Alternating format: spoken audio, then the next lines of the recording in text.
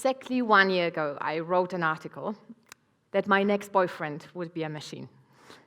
And this article not only puzzled my boyfriend, but it also triggered quite a few discussions on social media and with my friends as to why would I replace a smart, gentle, loving, and pretty good-looking human being with a robot?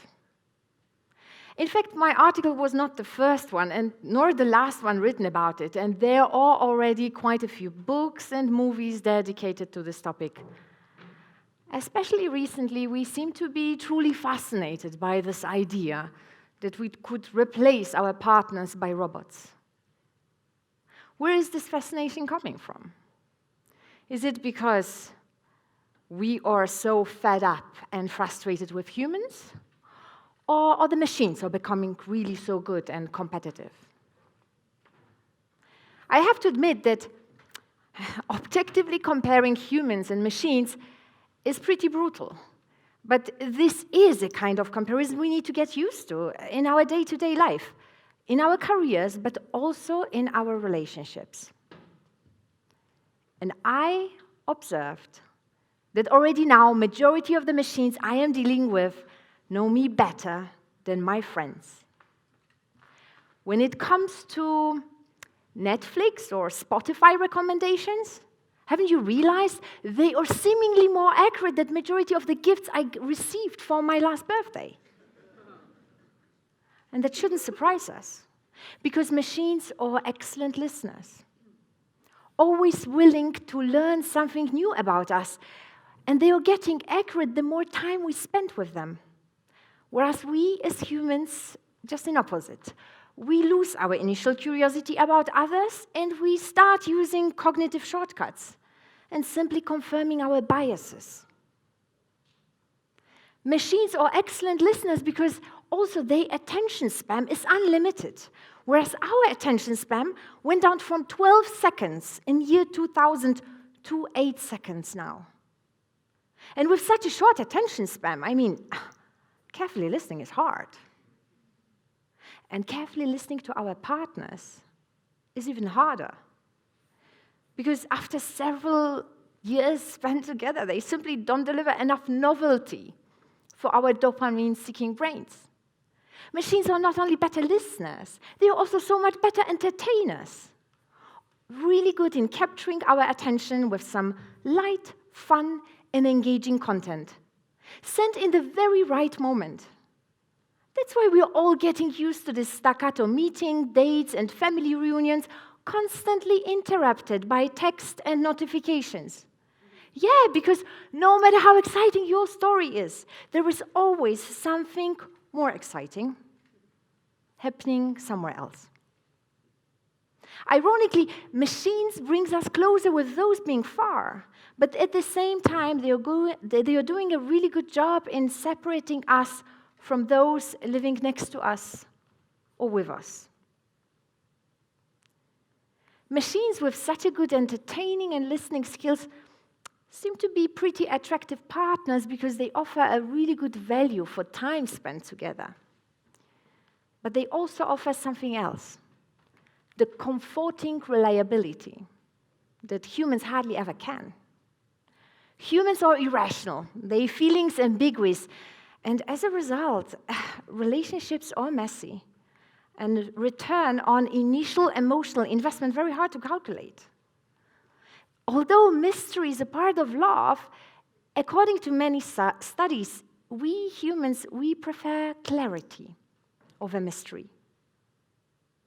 Dating machine sounds good because machine doesn't have its own fears, biases, or commitment issues. Machine will never make you feel accountable nor uncomfortable with your actions. It is only a machine that can give you this drama-free relationship that so many guys on Tinder are asking for. But perhaps dating a machine sounds so good because technology did a very good job in making all humans look pretty imperfect.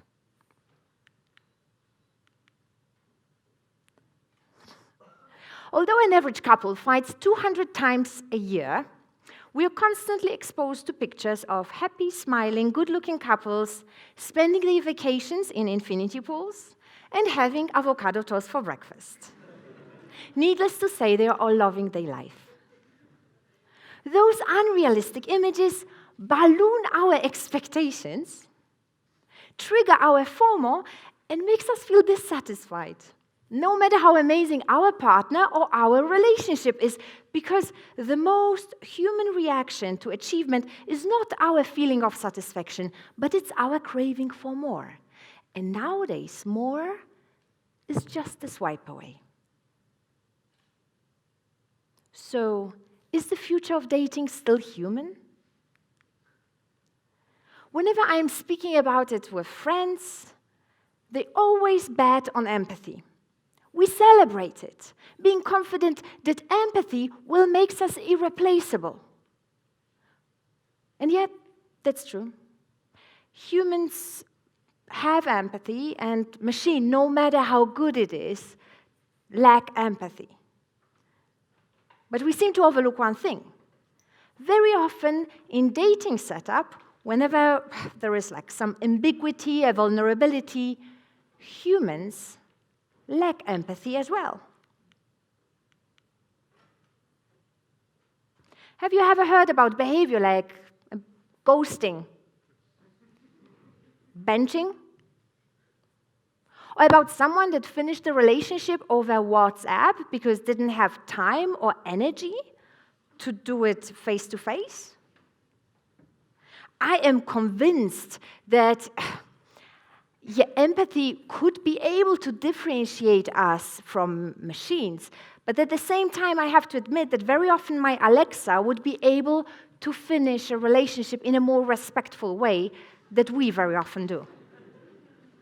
And speaking about Alexa, isn't it pretty striking that we seem to give names and human qualities to objects and at the same time start treating each other as things?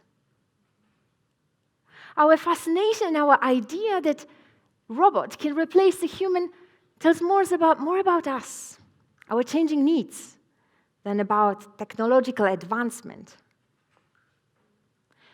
When I wrote my article about this topic, I imagined a machine that will have access to all my personal data, including the historical data from my family, that it will be a machine that automatically learns based on my behaviors. This machine would know what makes me laugh, so it would never make a bad joke. This machine would know that it needs to make me jealous from time to time because I need it to commit more. This machine would know how and when to speak with me, and what are the non-negotiable topics we definitely need to agree on. And this relationship would be really amazing, because it would be all about me and satisfying my needs.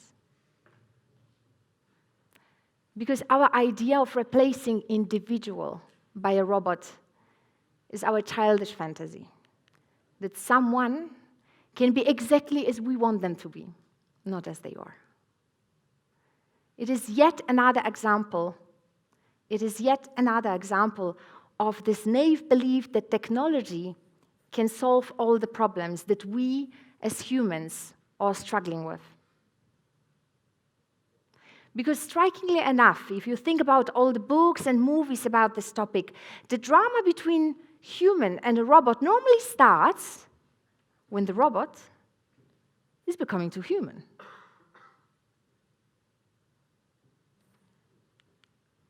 Our current need for control